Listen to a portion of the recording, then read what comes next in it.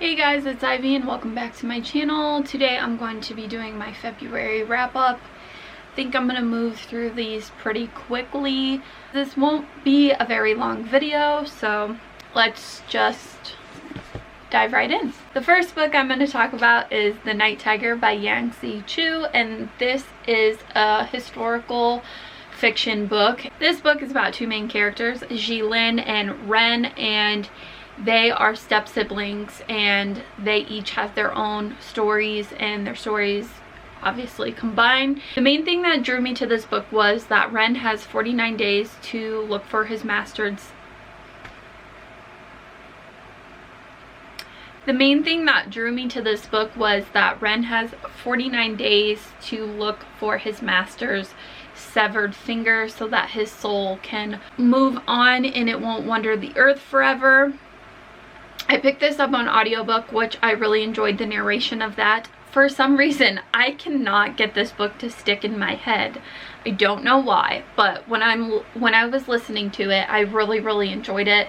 I did end up giving it 3 out of 5 stars. Like I said, I really enjoyed the audiobook. I really enjoyed the narration. I think that both characters were strong characters, and I really enjoyed their stories and watching them intertwine and seeing that all come down together. So I do recommend this book, and I do recommend the audiobook, and I think at some point I'm going to want to read this again with my eyes, because that is what I wanted to do in the first place, but I just didn't. I ended up sticking with the audiobook, so, but I did like it. The next book I'm going to talk about is 8 Perfect Murders by Peter Swanson, and this book was so good. I actually really had a good reading month in February. I read some really good books. So this book is about a man, I forget his name, Malcolm, and he has compiled a list of the 8 perfect murders in fiction novels that he has read. And this detective shows up at his bookstore and is like, so we need to talk because like these murders are happening and it's from the list you compiled, and it's just, that's all I'm gonna say. It's just so insane. It is so damn good. Pick this book up, you will not regret it. My camera battery died, so sorry if the angle is a little different. Okay, so I also read The House in the Cerulean Sea by TJ Klune, and this book, 5 out of 5 stars. So fantastic. Did I say I gave this 5 stars? I gave this 5 stars. This one is about a man named Linus, which I love that name, and he goes to work, he goes home, his life is kind of very structured, and he goes and checks out orphanages and writes reports on them, if they should stay open, how things are going, how the kids are. So he gets put on this really secretive case, like a high level case, and he gets sent to this home where the children are extremely magical, they're extremely different, and he's sent there to look in after the children and also look in after the head of the household. And it is just so beautiful. It's so awesome to see Linus's story and see him bloom and flower, and it's just so beautiful. This story was so heartwarming and magical, and I absolutely adored these characters, and I cannot wait to read more of TJ's books. This was just, it's one of my favorite books. It's one of my favorite books. That's it. That's the review. You need to read this. It was so good. I also read Pride by Ibi Zoboi, and this was on my 15 intentions list. I ended up giving this like a 3.5 out of 5 stars. I listened to this on audiobook, which Elizabeth Acevedo reads, and I love her voice. So that is why I picked this up on audio. This is a book about Zuri, and she lives, I think this is it's in Brooklyn, and this rich family moves across the street, which Darius Darcy, and it's a Pride and Prejudice kind of spin, which I've never read, but this was a lot of fun.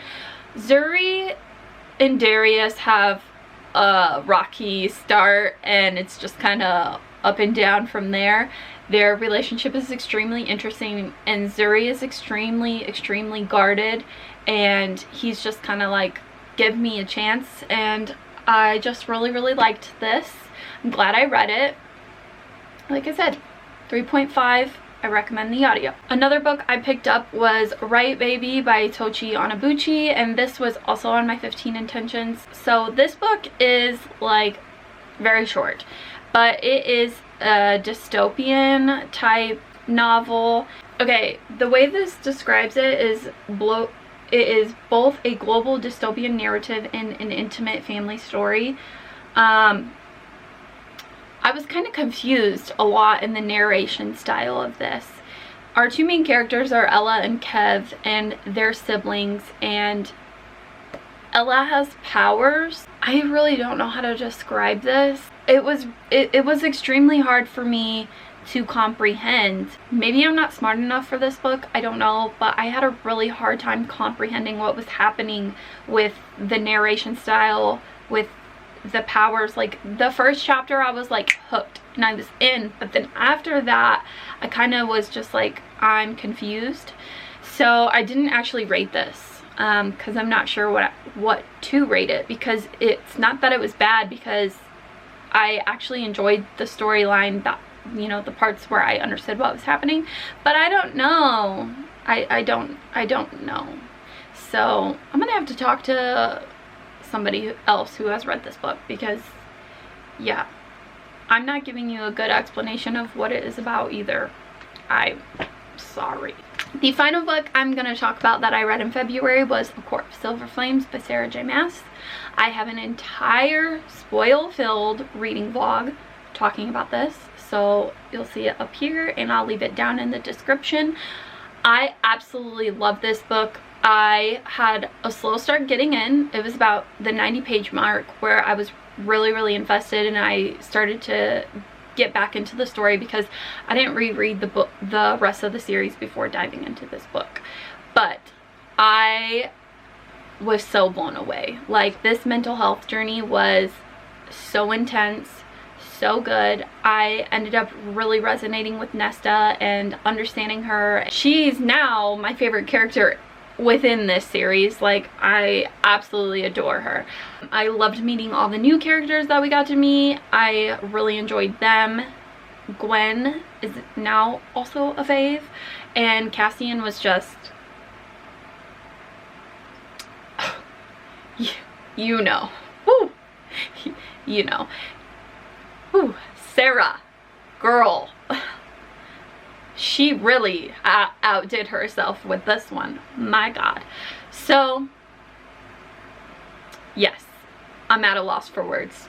I just really love this. I ended up giving it 5 out of 5 stars, and it has become one of my favorite in the ACOTAR series, which I also did not see that coming, but Sarah doesn't, she doesn't disappoint.